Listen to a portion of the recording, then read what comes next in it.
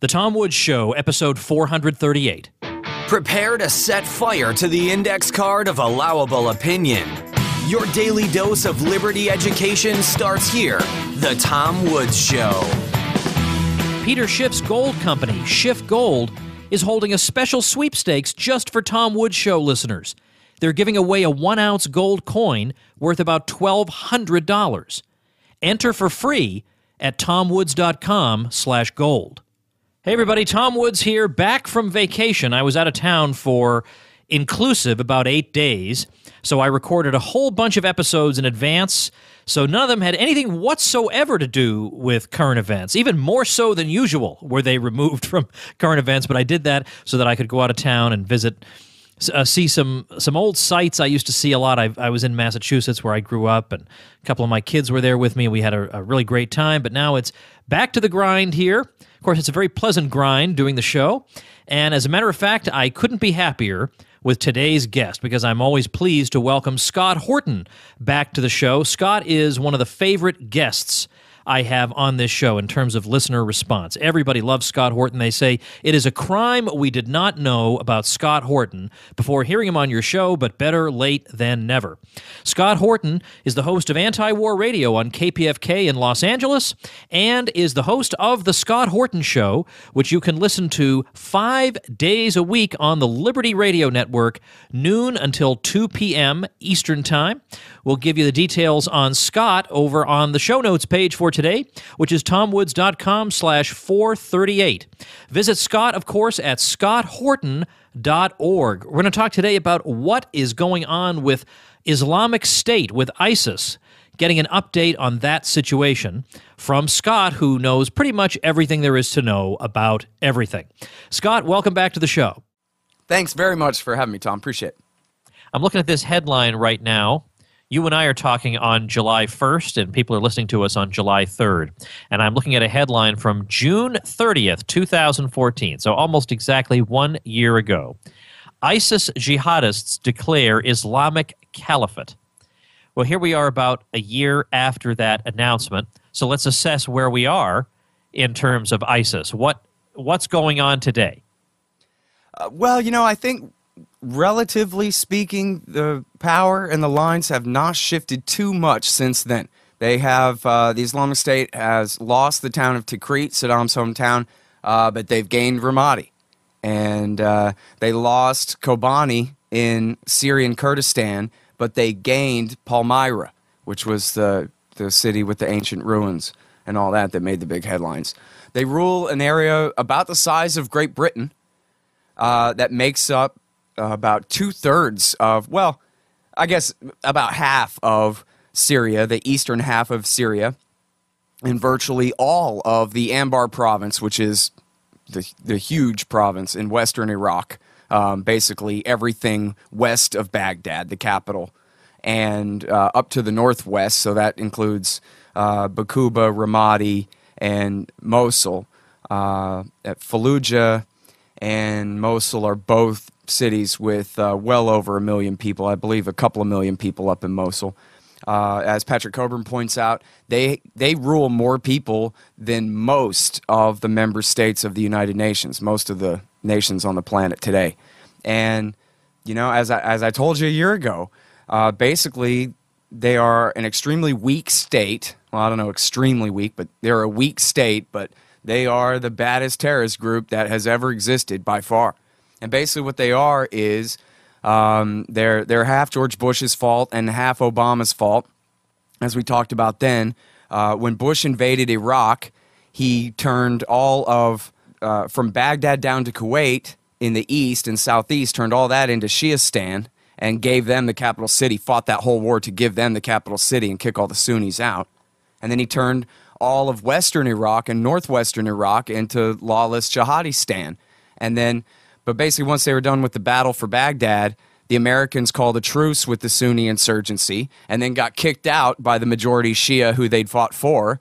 And so that was more or less the end of that. Until Obama and Hillary Clinton come and actually take this side. And I know I sound like a kook here, but it's just the factual history. Read Judge Napolitano's new article coming out on LouRockwell.com tomorrow. It'll blow your mind.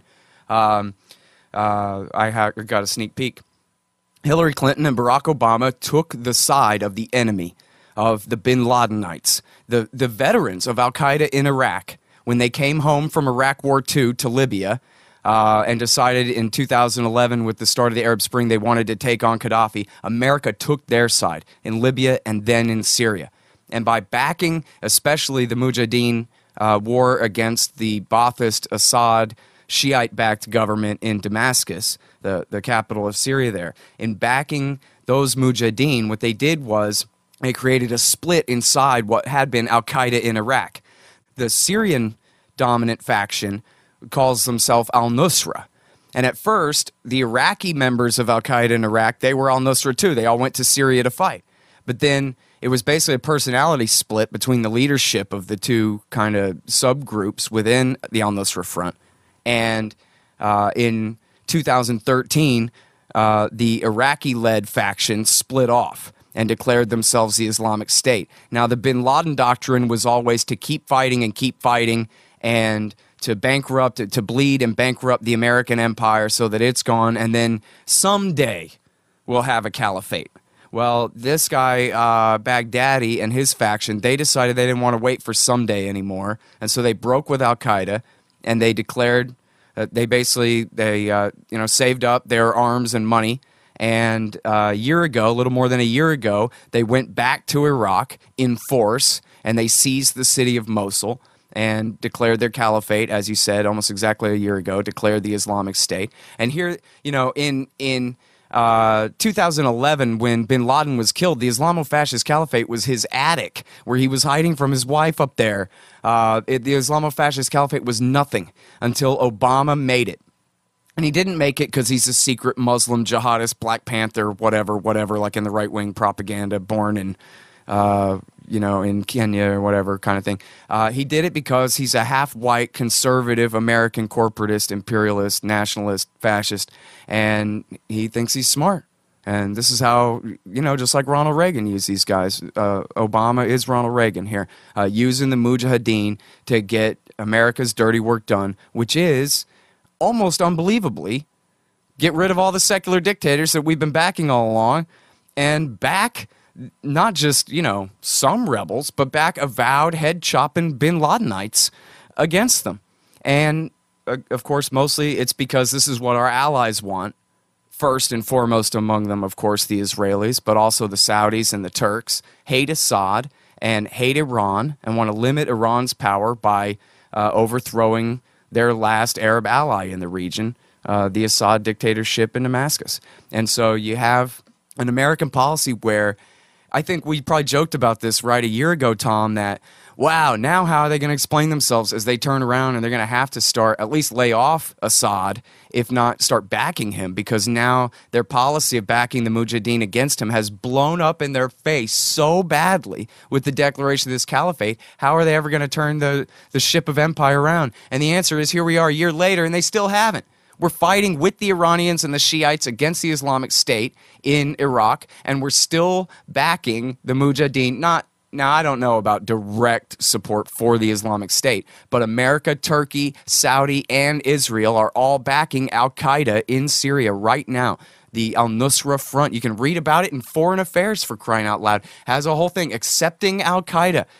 There's an article at Consortium News right now, Neocons Urge Embrace of al-Qaeda, where they go and they find all of the, very different. Here's one in the New York Review of Books, Why We Need al-Qaeda. These are supposedly the moderates now, the cousins of the 9/11 hijackers, because, hey, at least they're not Assad and at least they're not the Islamic State. Well, pardon me, Assad shaves his chin in the morning and wears a three-piece suit and has nothing to do with the bin Ladenites other than he kills them.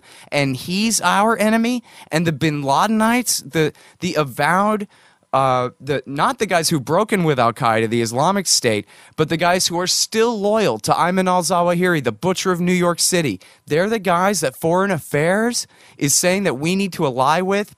It's absolutely crazy, and yet that's where we are. The good news is, because the policy is so confused, because America puts Israel first and Saudi and Turkey first, and because the policy is so schizophrenic, it's completely horrible, but it would be a lot worse if it made any sense. Because if it made any sense, it would be a full-scale invasion of Iraqi Sunnistan and sending in the Marines to try to throw the Islamic State out of Mosul, out of Fallujah, out of Raqqa in Syria. And that would be an absolute nightmare. We've already seen that movie, and we saw how it ends. It created this mess in the first place. So all that we could do, even if we just completely carpet bombed them like Richard Nixon and sent in the Marines to try to drive them out of Mosul, all we do is turn them back into an insurgency. We can't get rid of them.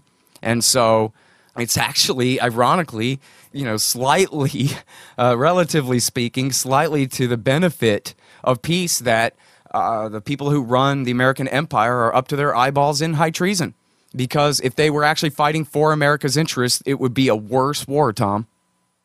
I want to link to, on the show notes page, tomwoods.com/438, I want to link to the articles you mentioned, and I also want to link to a recent episode of the Ron Paul Liberty Report that took on exactly this issue of allying with Al-Qaeda and getting the American public on board for that. Right. So this is not something that Scott Horton cooked up, or it's not some crazy theory you listen to on, let's just say, competing podcasts. So just put it that way. It's this is real stuff that Scott's talking about. Now you've indirectly touched on this, but I want to get your view on what we hear from a lot of the Obama opponents and Bush cheerleaders. They will say that that you're wrong to say that Bush had anything to do or was in any way responsible directly or indirectly for the rise of ISIS, that what happened was we had things pretty well under control until Obama came along and started drawing down the U.S. presence in Iraq, and that is what created the vacuum for ISIS. How do you answer that? Well, the eye of the hurricane is good weather then, I guess, if that's the only question. Just like the great Robert Higgs always says, the warmongers, in any case, always truncate the antecedents, meaning history begins when I say it begins, and never mind what happened before that. So what did happen before that? Well, Saddam Hussein woke up in the morning every day and shaved his chin and read his atheist Bible about how he was the only person that he worshipped, and put on his black beret like a Frenchman and his green fatigues that Ronald Reagan bought him, and was a secular, atheist, fascist dictator that held Iraq together. Not so much. They always compared him to Hitler. He was more like Tony Soprano, trying to, arrange for everybody to not go to war with each other all the time. And there's a lot of brutal suppression there, but a lot of bribery and deal-making and arranged marriages and these kinds of things as he was holding the place together. When America came in and overthrew the Ba'athist regime in 2003, all the Shiite militias who had been the Iraqi traitors when Jimmy Carter hired Saddam to invade Iran in 1980, these were the traitors who fled to Iran and fought on Iran's side, primarily the Supreme Council for Islamic Revolution in Iraq and their private army, their Badr Brigade army. And when Bush invaded, they came in, and even though the Americans kind of spun it as, well, this was the best spin they could put on it, was we were using the Shiite militias to hunt down the leaders of the Sunni insurgency. What was really happening was the Shiite militias were using us. The U.S. Army was their auxiliary, and their chore was the sectarian cleansing of Baghdad and fighting a massive civil war on the side of the Shia. And in doing so, they drove all the Sunnis into the army. And because these Badr Brigade guys are really bad guys, they, torture people to death with power drills and stuff. Our allies there, not like in the movie where it's America's enemy that does that. It was America's allies in the Badr Brigade that do that. And so this drove more and more Sunnis, not just into the insurgency, but into the very worst aspect of the insurgency, which was called Al-Qaeda in Iraq. And guess when it started being called Al-Qaeda in Iraq? At the end of 2004, December 2004, a year and 3 quarters into the invasion, began the existence of an occupation, began Al-Qaeda in Iraq. Because even though Colin Powell lied and said that Abu Musab al-Zarqawi was the link between Saddam and Osama, he had told Osama, no, I don't want to join Al-Qaeda. I want to fight the King of Jordan, not the Americans. And Saddam Hussein's only connection to him was that he had a death warrant out for him. And the Mukbarat were instructed to, find this guy at all costs. And yet the neocons made up these, and Ahmed Chalabi made up these ridiculous lies that that Saddam had given him a peg leg, that he'd been wounded in battle, and Saddam was his friend and had given him medical treatment and all of this stuff, and that supposedly justified the war. In fact, he'd been up in American-protected autonomous Kurdistan. Not, I mean, so you can say technically Iraq, but not under Saddam Hussein's control whatsoever was where his base was. And Jim McLeshesky from NBC News broke this, but then it was backed up and further explained by numerous, detailed journalistic enterprises. Man, you Google this up. There's a lot about this. How the military begged George Bush to go and kill Zarqawi in American-protected, autonomous, no-fly zone, no-drive zone Kurdistan before the war. Because, Mr. President, this guy's going to be a real problem if you don't let us get him now. But if they got him now, well, then that takes away the excuse for the invasion in the first place.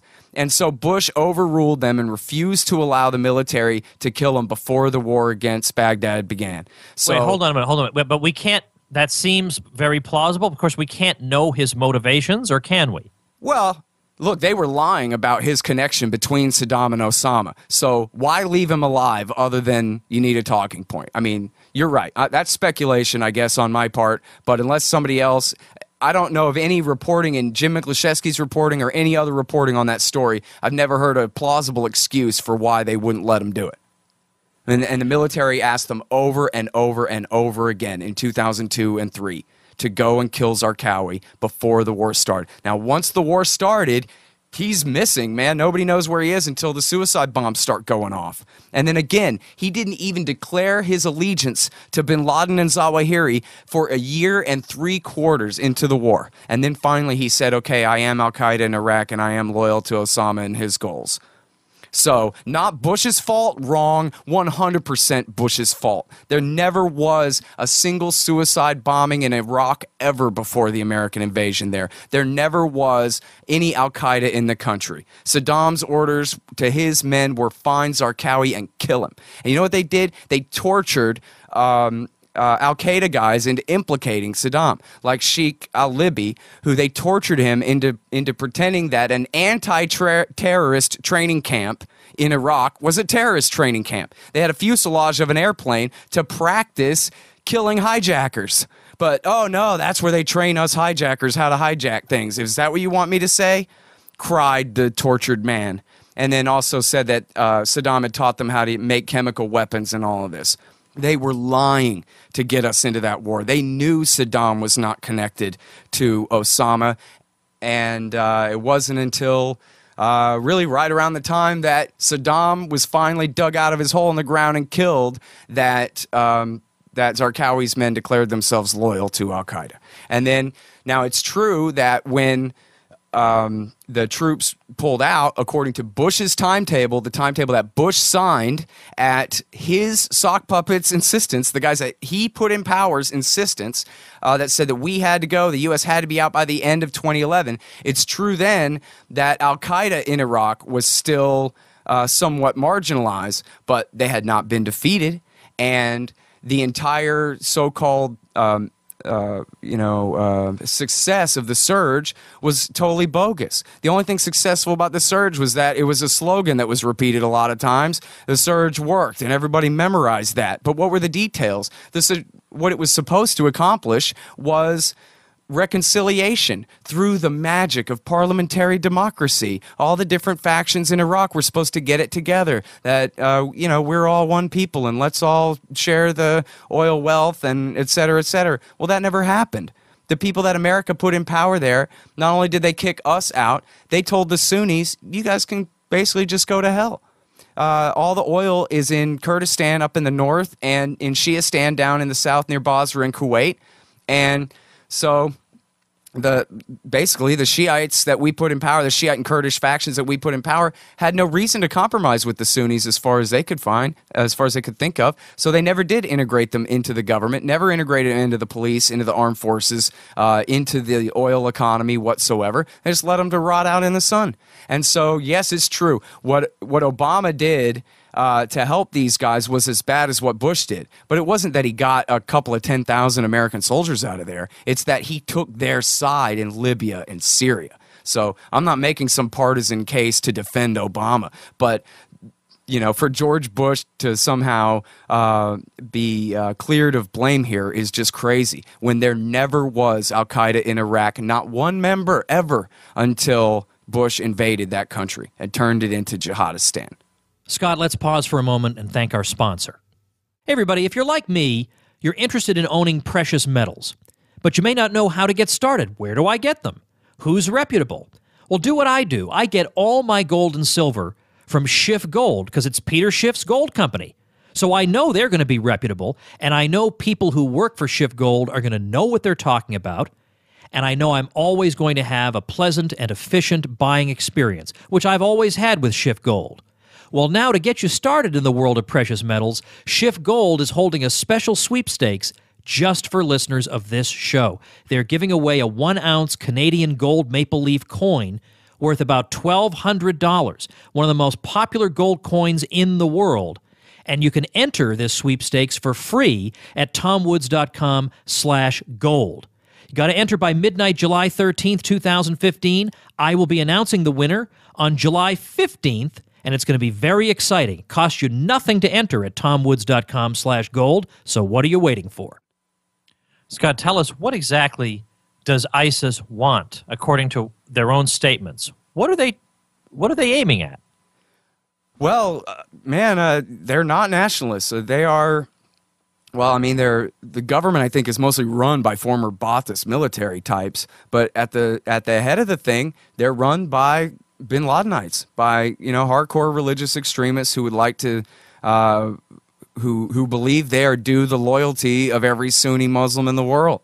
And as far as their greatest object, I think it's to kill as many Shiites as they can. And they're basically a bunch of complete fanatical, crazy people. And I don't know whether this is true, but there was a report last night that there had been an attempted coup in Mosul, and that the guy who tried it or was accused of being at the head of it was executed. And then a whole bunch of Syrian, I guess, ISIS guys at the top, that they all quit and went back to Syria, to Raqqa in Syria, Western Islamic State, in protest. So, this, I don't know if it's true or not, but very good news if it is true. And I think what will certainly be these guys' undoing is that, they're like the Sith. They can't stand for, to even tolerate each other's presence, even their allies. They just, they're so power mad and so fanatical that, hopefully they'll just tear each other apart. I mean, people equate their fanaticism to the Nazis, which I think is kind of fair as far as fanaticism goes, but they don't have a Third Reich to take over, right? They don't have a Germany to take over. They've got the worst part, as I was saying. They've got the least valuable part of Iraq, the least oil resources, and the same thing for Syria. They don't rule the real population centers in Syria, just the countryside in the east there and the desert. And so they're landlocked. They're surrounded by at least official enemies, although the Turks don't seem to have too much of a problem with them. And I think time is on our side and not on theirs. And in fact, I'm going to interview Stephen Walt today on my show about his article where he says, you know what, if Iran won't get rid of them, if the current policy won't get rid of them and the American people don't want to do ground troops, maybe we should just accept the Islamic State. They tried to overthrow the Soviet Union right after it was created. That didn't work. They refused to recognize Mao Zedong and his rule over China and all that, but that didn't work, and they ended up, as a permanent government still exists to this day, Mao's government. It was kind of ridiculous to refuse to recognize them for so many years and that kind of thing. And you know what? We've seen some pretty bad states in Iraq. I mean, you look at Saddam Hussein's regime, he was certainly no threat to the West, but was he a threat to the Kurds? Hell yeah, he'd killed hundreds of thousands of Kurds before. So, in the scheme of things, it's all America's fault, and the American government and the civilians who supported them and cheered for them should take responsibility. But is it so bad that now we got to go in there and do something about the mess that our government has made? Absolutely not. I don't buy that for a minute. And I think that these guys are basically bad enough that I can't imagine that they'll really last, Tom. Scott, what you do every day on your show, and we link to all your information on our show notes page, tomwoods.com/438. It just is so important to me. Well, first of all, scotthorton.org is your website. You can find out about your show. You've got, you're on different stations. You've got a daily show. Give me the times of the daily show. Is it noon to 2 p.m. Eastern? Yeah. Liberty Radio Network, libertyradionetwork.com or LRN.FM. Noon to 2 right after Ernie Hancock there every day. And then I do Sunday mornings on KPFK in L.A., which is, obviously a left-wing station. But they're very cool, and they got the most powerful FM antenna west of the Mississippi River. So virtually all of Southern California can hear me there on Sunday mornings. And I'm the opinion editor at antiwar.com. So when you're reading those viewpoints, it's because I told you to.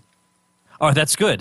That's very important. Well, I support antiwar.com every month, but I support Scott Horton even more every month. I make a $100 donation to the Scott Horton Show every single month because it means that much to me. What Scott is doing, he is a ridiculously unsung hero of the movement, and I want you to tell people about your tremendous fundraiser that's going on. You're holding a raffle that I would like to win, but if I did win, everybody would suspect there was something, fishy going on, so I'll let other people in on it. Tell them what's going on. All right. Well, first of all, thank you very much, and again, thank you for having me on here. Every time I do your show, I win new loyal fans, great fans, new supporters, sometimes new advertisers, and, you're the best thing that's ever happened to my show. No doubt about that, Tom. That's very kind of you to say. I'm glad to be able to help. Yeah, cool. Well, I sure appreciate it. And, yeah, the $100 a month is not too shabby either. So I am doing a fund drive. I got a listener down in Costa Rica. I believe he's a libertarian. Certainly ain't playing into this empire thing anymore, and he decided he's out of here. He went down to Costa Rica and bought some property, and it's a permaculture farm down there. Mostly what he does is he teaches people how to do permaculture farming. He's learning a lot himself and all this, but he's offered up, they have a private house there, separate away from everything else, and he's offered it up for a week's stay for a listener, or your listeners or mine, whatever listener, and a guest, to stay for a week. Now, airfare is on you to get down there, but they'll pick you up from the airport and feed you 3 meals a day, and it's off in the jungle. There's a river and a hammock. I was told, you got me at hammock, so there's a hammock there by the river, you should know, and it's not too far from the sea if people want to go check out the ocean down there. And I'm like you, I want to go really bad, but conflict of interest thing kind of prohibits it. But the drawing is on July the 15th, and people can find out all about it at scotthorton.org/raffle. Oh, and by the way, I should have mentioned I got 3,500, 3,800 something interviews there at scotthorton.org if you want to hear 10 years worth of interviews about foreign policy. But at scotthorton.org/raffle, you can find out all about this, and you can find a link to their site. It's verdenergia.com, and they got a bunch of pictures there. Find their picture album thing on their website there, and take a look at the place. It looks really great, and I think it's going to be great. And we sold quite a few tickets already, but chances are still pretty good, I think. And so they're $50 for a raffle ticket, and there's a fundraiser going on besides that. I'm also, if anybody donates $100 or more, you get a raffle ticket. You get a QR code silver commodity disc. It has no face value, but you scan it with your phone and it tells you the instant spot price, which I think is the greatest invention of a currency in the history of the universe. CommodityDiscs.com. You get one of those for free, and you get either Sheldon Richman's book, Your Money or Your Life Against the Income Tax, or the brand new audiobook of Lou Rockwell's Fascism versus Capitalism, narrated by me. And that one is only for the first 25 to sign up. Well, actually less than that now, because if you have taken that option. But I got high teens left of those. If anybody wants a free copy of the audiobook of Fascism versus Capitalism by Lou Rockwell, which is just out. I'll tell you, I would love to hear an audiobook narrated by Scott Horton. Wouldn't you, listeners? I mean, sometimes, I've griped about this on this show, sometimes when they assign audiobook readers for my books, they assign people whose job, it sounds like, is to put you to sleep. But I refuse to read books that way. I just won't do it, and I know you won't do it, so that's another great bonus. So well, I hope try to be kind of calm because Lou, of course, is very understated. Oh, right? That's true. That's right. Yeah, that's right. Yeah, you do have to give a bit of the Lou Rockwell gravitas. Yeah, I mean, it's really hard to mix me and his style because he's the kind of guy, he says the harshest thing you ever heard in the gentlest way possible. Yeah, I know. Like you're sitting there innocently nodding your head. Then you say, "Wait a minute, what did he just say?"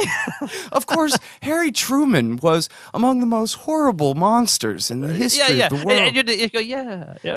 What? So now I didn't read it in his voice. I mean, it's me, but I was trying to not overdo it too. No, I do get that. I do get and appreciate that. Well, listen, I hope people check you out at scotthorton.org and the raffle to help you out doing what you're doing every single day. You are spending an enormous amount of time researching. I mean, it's not like you came out of the womb just knowing everything there was to know about U.S. foreign policy. Like, this takes effort, takes work every single day, so that we have this great resource, Scott Horton, who has an encyclopedic knowledge of pretty much everything. Well, that doesn't happen automatically. We need to help it out, and we need to show that as libertarians, we mean what we say. When we say we can run society along voluntary lines, when there's a worthy cause, we'll voluntarily support it. Well, I'm telling you, I'm talking to a worthy cause right now on the show, and check out that worthy cause at scotthorton.org and especially /raffle. Scott, thanks for your time again today, as always. Tom Woods, you're the best, my friend. Thank you. All right, everybody, before I give you my big announcement about a great episode we have coming up next week, let me remind you about the latest free ebook I'm giving away. The latest free ebook is an ebook to help you start that blog or website you've been meaning to start, but you have no experience with design or programming. Well, neither do I, and yet I have several fairly attractive sites, and wait till you see the site for the Contra Krugman podcast, which will be coming up one of these days. I explained on Facebook why we had to delay it, but they're all really very attractive sites. And if you want to know how that can be done without having to learn anything, then check out my new book over at freewebsitebook.com. And if you just want a simple blog, first of all, there are many good reasons to have a simple blog. It's going to help make you a better, more disciplined writer. It's going to help get you into the national conversation. It's going to help you at your job if you play your cards right. I explain exactly in the book how you can actually increase your job security through the right kind of blog. Check that all out at freewebsitebook.com. But if you want to know how to get started, I can get you started in about 5 minutes. You have no blog, and then 5 minutes later, you'll have a blog. There is my little video, very simple step-by-step video, also linked over at freewebsitebook.com that takes you step-by-step through the process. And one final thing. If you're thinking to yourselves, well, I may start a blog, but nobody's going to read it. How are they going to know about it? I'm going to help you jump into the world of blogging by giving you free publicity. If you haven't yet started your blog and you haven't yet gotten hosting and all that, I will give you free publicity. I'll publicize your new blog through my Twitter feed. I'll publicize it through my newsletter. And I will blog about it on my own blog at tomwoods.com to give you a little bit of a head start. And I explain exactly what the deal is, how to get this free publicity from me. So you have to follow the directions. Don't start your blog until you read how you can get free publicity from me so that you're not just speaking to yourself and your mother. And by the way, I'm not trying to disparage people's mothers. My own mother listens to this very show. Nothing wrong with that, but you want a bigger audience than just that. Well, check out tomwoods.com/publicity, where you can find out how you can get me to do that for you. It's very, very simple. So freewebsitebook.com is where you want to go. Next week, we got a bunch of great episodes lined up, as always, but in particular, we're going to be joined once again by Dr. Ron Paul. He's going to be here to talk about his new book, Swords into Plowshares. It's a wonderful book, a reflection on war, just tremendous, and you're going to love hearing our conversation, I have no doubt. So make sure you subscribe to the show, and we'll see you soon. Become a smarter libertarian in just 30 minutes a day. Visit tomwoods.com to subscribe to the show for free, and we'll see you next time.